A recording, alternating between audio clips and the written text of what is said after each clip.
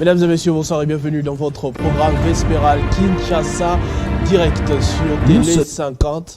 Nous allons, comme tous les vendredis dans la soirée, du lundi au vendredi dans la soirée, aborder les sujets d'actualité qui ont bougé la semaine. Aujourd'hui, mardi 13 juin 2023, nous célébrons 2 anniversaires, peut-être un heureux pour la République démocratique du Congo, notamment l'anniversaire de naissance de son président de la République, mais également l'anniversaire de l'occupation de Bunagana par les rebelles du M23. C'était le 13 juin 2022 que ces rebelles se sont moqués de la République et depuis 366 jours, la situation n'a pas changé. Nous recevrons sur ce plateau un élu et 2 analystes politiques. Je cite respectivement l'honorable Ngoï Kassanji, très longtemps gouverneur de la province du Kassai oriental. Avec lui, on va parler de la stratégie de l'Union sacrée et de ces élections de 2023, comment cette grande plateforme politique se prépare. Nous recevrons également M. Henri Kalimassi. Avec lui, on parlera de la FDC qui se prépare également pour 2023. Un focus sur la FDC. Et en troisième partie, nous recevrons un élu de l'UNC qui a rejoint le gouvernement, notamment avec le vice-premier ministre de l'économie, Vital Kamerhe. Est-ce que cet événement a ralenti un peu les ambitions électorales de l'UNC? On va découvrir ça dans ce numéro de Kinshasa Direct. Mais avant, Télé 50, c'est d'abord les informations. Et ce soir, c'est Moïse Chamala qui va annoncer le couleur des 19h de Nathalie Yoko. Bonsoir et bienvenue Moïse. Bonsoir Christopher Ochokoum, merci. Bonsoir à vous mesdames et messieurs. Place à l'actualité vespérale.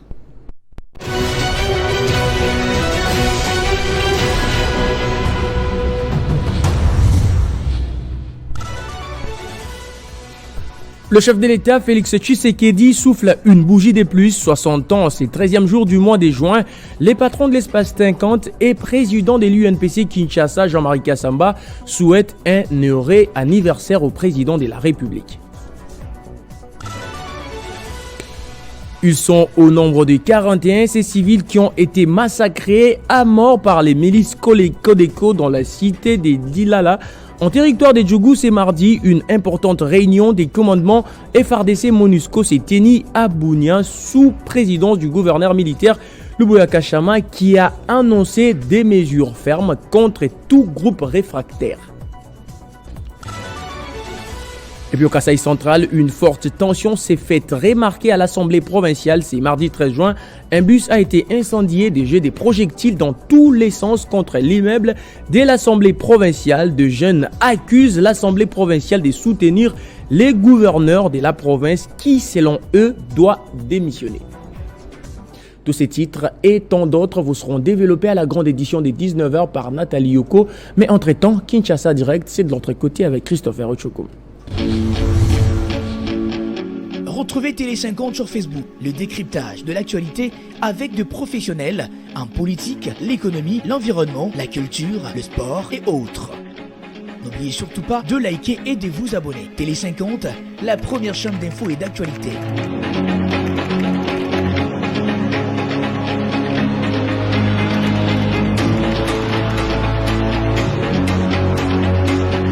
Télé 50, simplement congolais.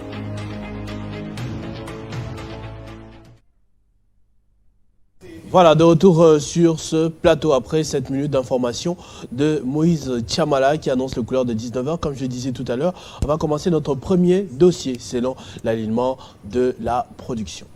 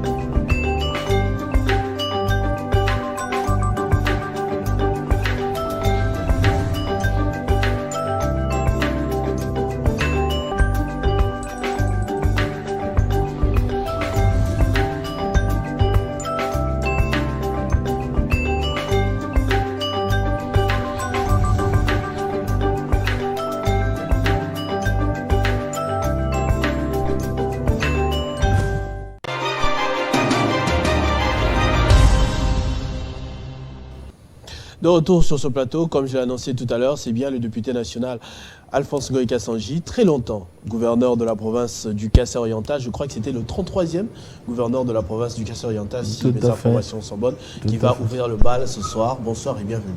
Bonsoir Christopher, merci beaucoup. Donc la mémoire des Congolais aujourd'hui se souvient de deux événements. En fait, d'abord, le président de la République qui célèbre ses 60 ans. Aujourd'hui, puis il y a la cité frontalière de Bunagana que nous partageons avec l'Ouganda qui nous a été arrachée des mains des rebelles il y a pratiquement 366 jours. J'aimerais avoir votre avis avant que nous débutions cet échange. D'abord pour le président de la République et puis pour la situation sécuritaire dans le Nord Kivu. Bien, je tiens d'abord à souhaiter un joyeux anniversaire au président de la République, Félix Antoine Tshisekedi Tshilombo, qui vient de totaliser 60 ans d'âge, l'âge de la sagesse. Donc, une très longue vie à lui, que Dieu lui accorde encore plus de sagesse pour pouvoir diriger ces grands et beaux pays. Il le fait déjà bien, mais beaucoup plus encore. Et donc, que Dieu le soutienne, qu'il soit fort. Je sais que diriger le Congo, ce n'est pas une chose facile. Et donc, pour Bunagana, que les Congolais sachent que notre pays est convoité de toutes les manières par tout le monde. Et donc, depuis l'indépendance, on a connu des guerres. Donc, on ne veut pas de notre stabilité. Et donc, c'est à nous de les comprendre et de nous assumer. Comme vous voyez, les Ukrainiens se battent, hein? Ils se battent. Et la liberté s'arrache. Elle s'arrache. Et donc, nous ne pouvons pas, pendant que nous parlons de l'anniversaire de la chute de Bunagana, je vois les autres se réjouir, vouloir comparer l'anniversaire du président de la République à la chute de Bunagana. Mais ça devait choquer. Ça ne doit pas être un sujet de joie. Ça doit être un sujet de remords. Hein, ça doit nous choquer pour pouvoir mettre tout en œuvre pour que nous puissions arriver à nous prendre en charge et récupérer la totalité de l'intégrité de notre territoire national. Alors, j'ai cité le président de la République qui, quelques semaines après seulement son accession au pouvoir, c'est-à-dire après l'alternance pacifique, il l'a dit lui-même qu'il ne pourrait pas dormir tranquillement une seule nuit tant que les problèmes sécuritaires persisteraient dans le pays. C'est ça, ces affirmations. C'est vrai que c'est une malheureuse coïncidence que Bunagana soit tombé le jour même de son anniversaire, mais essayez de vous mettre dans sa peau. Comment devrait-il se sentir aujourd'hui avec une telle épine dans le pied? Dort-il? Je ne pense pas, parce que moi j'ai eu à assumer les charges au niveau de la province pendant 12 ans. Je sais ce que ça fait quand vous avez une partie de votre territoire et surtout le territoire national occupé par les ennemis de la liberté, les ennemis de l'intégrité de notre pays, les ennemis de l'épanouissement de notre économie. Et donc, il n'est pas tranquille, il ne dort pas. Il fait plusieurs voyages pour trouver des solutions. Mais je sais aussi que cette coïncidence lui permet en son jour spécial, il pense en même temps à l'occupation de notre pays et ça lui permet de méditer et de trouver des solutions. Mais sans notre accompagnement, nous Congolais, eh ben, tout ce qu'il peut faire, il ne pourra pas réussir. Qu'est-ce que vous entendez par accompagnement des Congolais? La prise de conscience collective. Quand il s'agit de l'occupation du pays, il n'y a pas d'opposants et il n'y a pas de pouvoir. Tous les Congolais devaient être choqués. Comment on peut parler d'un petit pays qui nous malmène à tout moment? Nous devons trouver des solutions pour mettre fin à ça. Et pour mettre fin à ça, c'est notre montée en puissance. Nous sommes environ 100 millions d'habitants. Mais un petit pays, à peine 4 millions d'habitants, ne peut pas nous malmener. Et donc, les Congolais doivent, même si vous êtes opposant, mais sachez que vous accéderez un jour au pouvoir, si Dieu le veut. Et vous trouverez le même problème. Mais alors il faut en mettre fin. Il faut trouver des solutions pragmatiques. Et moi, je sais que la solution pragmatique viendra toujours de la prise de conscience collective des Congolais. Bon, c'est vrai qu'il y a le débat de la sécurité, mais il y a également cette situation des élections. Personnellement, on vous a choisi pour essayer de comprendre la démarche politique actuelle dans le pays. On sent une partie prête, une partie surexcitée à aller aux élections. C'est dans 6 mois, tout semble prêt, enrôlement, presque déjà la propagande, même si ce n'est pas encore le moment. On voit les états-majors, en tout cas de l'Union sacrée, se mobiliser. Alors que de l'autre côté, il y a une partie importante de l'opposition. Autrefois, vous étiez encore proche du PPRD récemment. Est-ce que ça ne vous choque pas?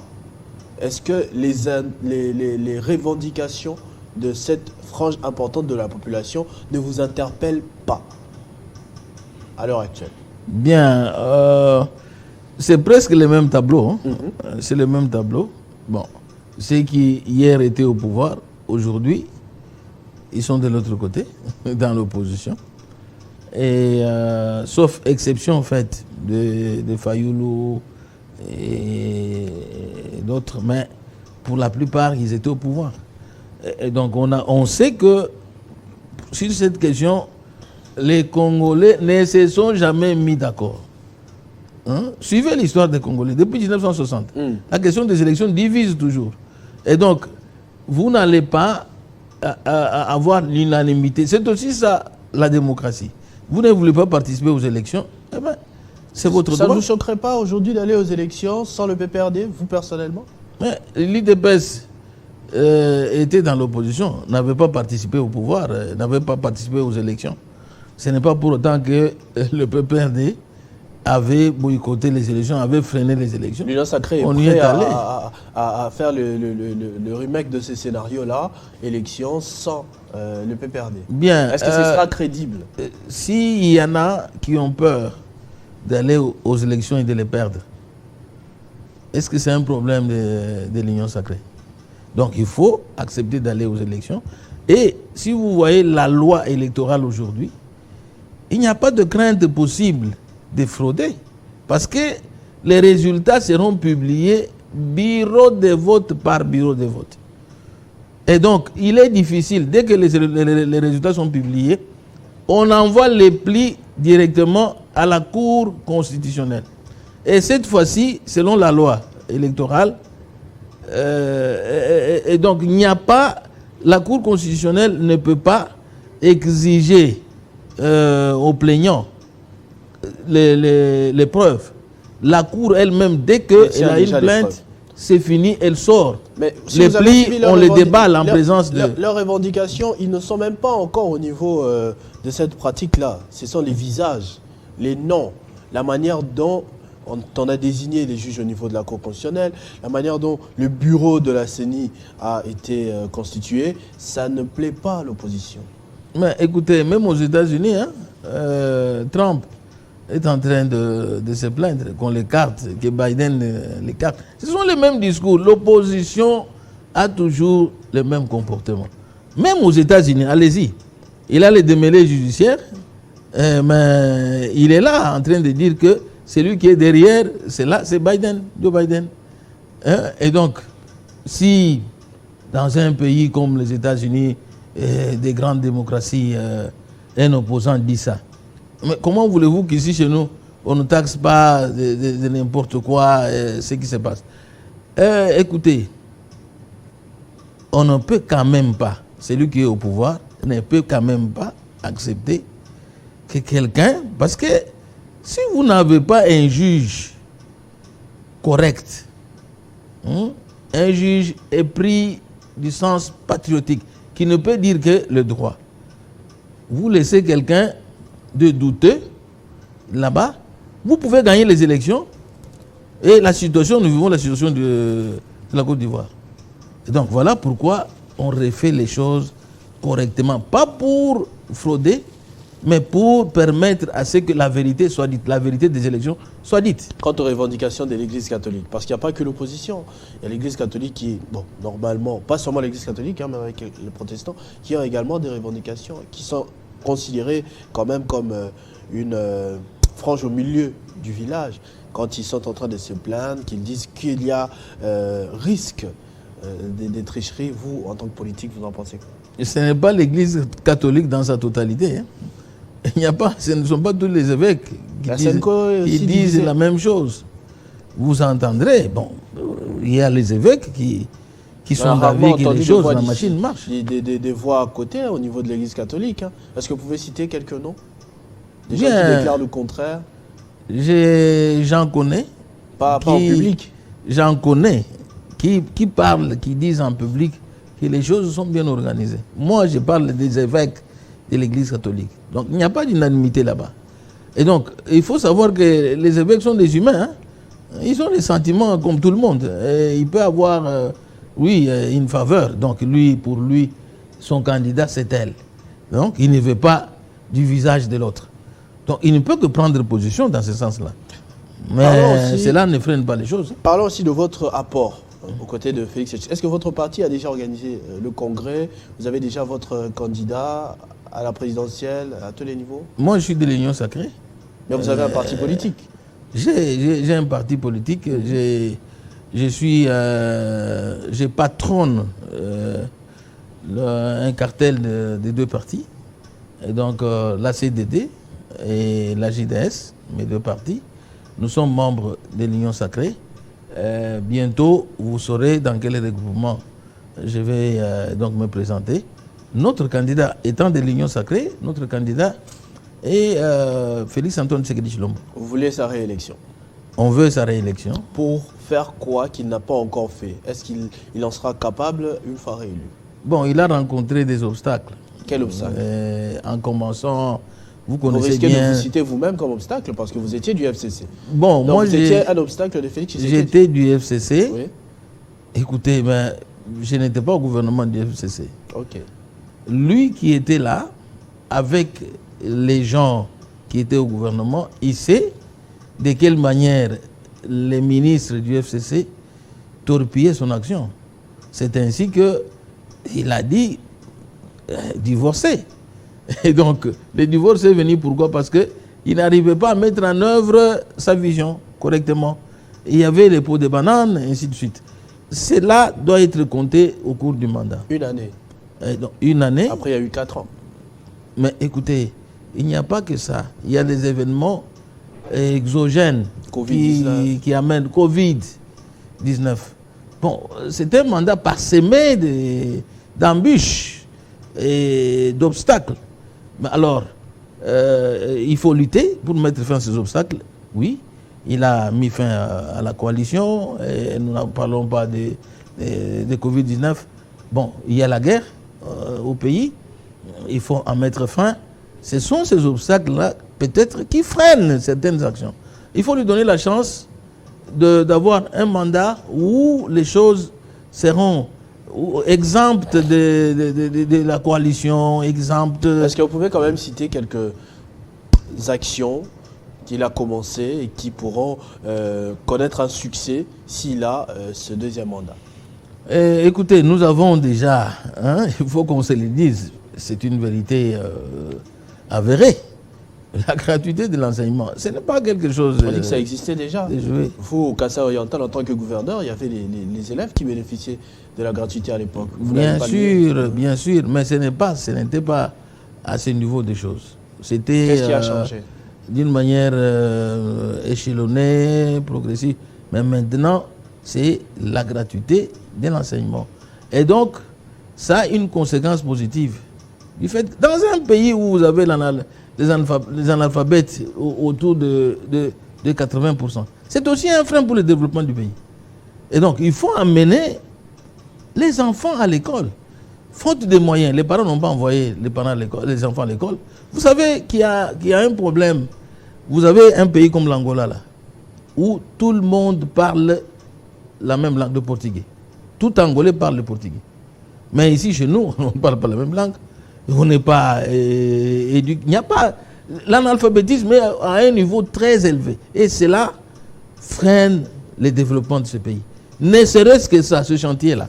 Il faut lui dire, il faut lui laisser donner la chance de poursuivre sa vision. Nous avons la santé universelle qu'il faut mettre en œuvre. On a des soucis de santé. Mais on vous a beaucoup critiqué, peut-être pour terminer avant de vous libérer, on a beaucoup critiqué l'Assemblée nationale.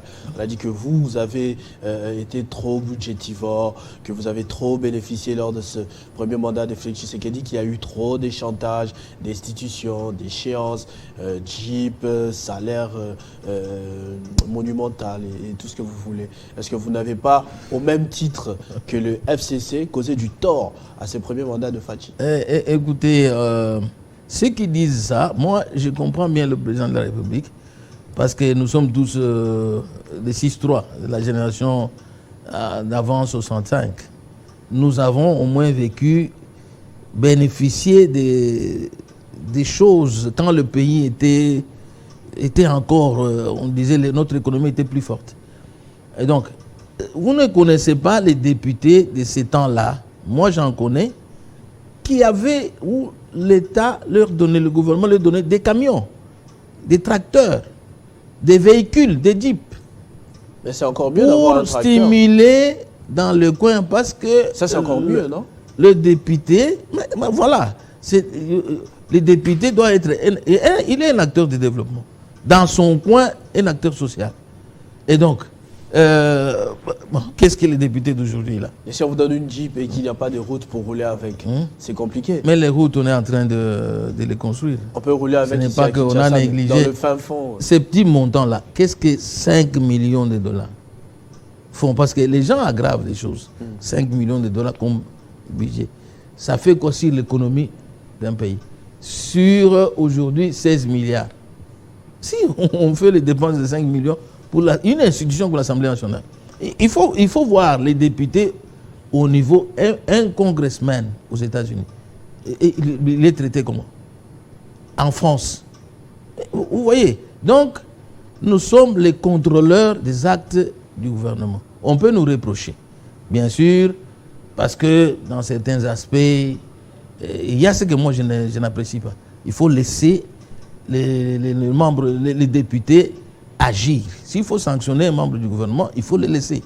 Il ne faut pas freiner les actions, les initiatives parlementaires. Là, je peux accepter.